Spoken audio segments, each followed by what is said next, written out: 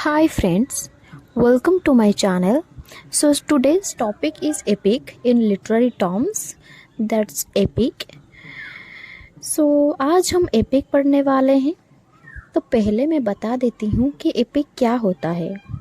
तो एपिक जो होता है वो एक लॉन्ग नैरेटिव पोएम होता है. यानी यह जो पोएम है वो बहुत बड़ा है, बहुत लॉन्ग है और ये एक वर्स फॉर्म में होता है.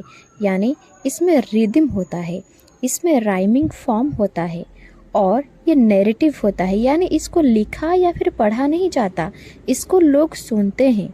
कोई दूसरा इसको नरेट करता है और कोई दूसरा इसको सुनता है. तो एपिक जो होता है वो बहुत ही लेंदी होता है क्योंकि उसमें एक स्टोरी छुपा रहता है. तो ये जो एक एपिक होता है वो एक सीरियस सब्जेक्ट के ऊपर होता है. यानी ये एक ऑर्डिनरी मतलब कुछ ऐसी वैसी स्टोरी के ऊपर नहीं होता है. ये जो स्टोरी के ऊपर बेस्ड होता है वो स्टोरी बहुत ही हाई लेवल का स्टोरी होता है जिसमें कुछ अचीव या फिर कुछ सैक्रिफाइस किया हुआ होता है. तो उसी के ऊपर एपिक होता है और ये एक फॉर्मल वे में इसको बोला जाता है. यानी इसको इनफॉर्मल वे में नहीं बोला जाता. यानी इसको एक ordinary style day to day language में इसको नहीं बोला जाता. फॉर्मल स्टाइल में इसको बोला जाता है, एक ग्रांड स्टाइल में इसको बोला जाता है, एक एलिवेटेड स्टाइल में इसको बोला जाता है. तो एपिक का जो स्टोरी है वो एक ट्राइब या फिर एक नेशन या फिर एक ह्यूमन रेस के ऊपर होता है जिसका फेट यानी जिसका भाग्य एक हीरो या फिर एक क्वासी डिवाइन फिगर के ऊपर डिपेंड करता है. तो क्वासी डिवाइन फिगर क्या होता है? क्वासी डिवाइन फिगर मतलब एक ह्यूमन बीइंग के अंदर गॉड के कुछ एट्रीब्यूट्स होते हैं. तो उसके एक्शन पर एक नेशन की फेट डिपेंड करता है. तो मैं आशा करती हूँ क्वासी डिवाइन फिगर सबको अच्छे से पता हो गया हो. एक क्वासी डिवाइन एक ऐसी फिगर है, एक ह्यूमन बीइंग होता है जिसको हम गॉड भी बोल सकते हैं. गॉड के कुछ एट्रीब्यूट्स, कुछ फीचर्स उसमें हो सकते हैं. तो ये था एपिक. तो अब फिर हम देखते हैं एपिक कितने प्रकार के होते हैं, टाइप्स ऑफ एपिक. तो एपिक जो है वो दो टाइप के होते हैं. एक है ट्रेडिशनल एपिक और दूसरा है लिटरेरी एपिक. ट्रेडिशनल एपिक जो है उसको फोक एपिक भी बोल सकते हैं या फिर प्राइमरी एपिक भी बोल सकते हैं. तो ये जो एक ट्रेडिशनल एपिक है यह ओवरऑल पोएम में होता है. उसमें एक ट्राइबल और नेशनल हीरो होता है. और दूसरा जो लिटरेरी एपिक है इसको ग्रेट पोएट्स के द्वारा कंपोज किया गया है. लिटरेरी एपिक जो है ये ट्रेडिशनल एपिक के फॉर्म को इमिटेट करके लिखा गया है. तो एपिक के कुछ फीचर्स भी हैं. तो वो फीचर्स क्या है? तो जो एक एपिक का जो एक सेटिंग होता है वो एक पर्टिकुलर एरिया में नहीं होता, वो एक बहुत बड़ा वर्ल्ड वाइड सेटिंग होता है. तो उसमें यूनिवर्स भी आ सकता है, पूरा वर्ल्ड, पूरा अर्थ को उसमें दिखाया जाता है. पूरा वर्ल्ड को ही उसमें सेटिंग के तौर पर उसको बनाया जाता है, सेटिंग में दिखाया जाता है पूरा वर्ल्ड को.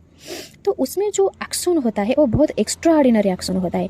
मतलब इससे कुछ एक छोटा मोटा युद्ध की तरह नहीं होता, वो बहुत बड़ा काम होता है. वो एक बड़ा काम को दिखाया जाता है, जैसे कि एक डेंजरस जर्नी हो गया या फिर कुछ बड़ा हासिल करना या फिर कुछ बड़ा सा सैक्रिफाइस करना उसमें होता है. और क्या होता है? और होता है सुपर नेचुरल एजेंट्स को उसमें दिखाया जाता है, बहुत ज़्यादा दिखाया जाता है. तो जो सुपर नेचुरल एजेंट्स होता है, जो मशीनरी होता है, वो बहुत ही उसका जो रोल है बहुत एक्टिव रोल होता है. तो सुपर नेचुरल एजेंट्स में क्या होता है? गॉड आ सकते हैं, घोस्ट, एंजल्स, फेरीज, स्पिरिट. तो ये सब एक्टिव रोल प्ले करते हैं एपिक में. तो एक एपिक में एपिसोड जो है वो कैसे होता है? तो जो फर्स्ट एपिसोड में क्या होता है, जो नैरेटर होता है वो एक क्वेश्चन पूछता है जिसका आंसर वही स्टोरी में ही छुपा होता है. देन क्या होता है? देन क्वेश्चन पूछने के बाद जो नैरेटर है वो स्टोरी को स्टार्ट करता है, लेकिन वो स्टोरी मिडिल से स्टार्ट करता है. यानी from the middle of the story, starting से स्टार्ट नहीं करता है या फिर एंड से स्टार्ट नहीं करता है. जैसे कि स्टोरी के मिड में एक युद्ध हुआ तो वो पहले वो युद्ध को दिखाता है, फिर बताता है कि वो युद्ध कैसे हुआ, क्यों हुआ, और युद्ध के बाद क्या हुआ उसको बाद में दिखाता है. लेकिन वो युद्ध जो मिड पॉइंट है एक स्टोरी का उसको पहले दिखाता है. तो ये एक मिडिल से ही उसका फर्स्ट एपिसोड स्टार्ट होता है.